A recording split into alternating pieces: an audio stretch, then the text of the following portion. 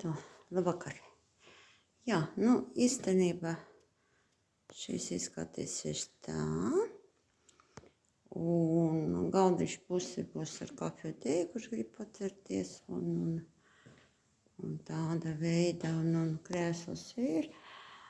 Vienīgā, pagaidām nevaru, man jāizdomā pa nakti. Mums te salikt visu tā, lai kosmetologi varat man bišķiņ pastāstīt, jā, ko kosmetologam vajag, vai kāda, es nezinu. Jo man jāizskato to telpu tā, lai visiem būtu ērti. Jā, tā kā gaidu ziņas no jums. Un man būs viens lūgums, varat to stundu ātrāk. Ne 4, bet 3 te bija.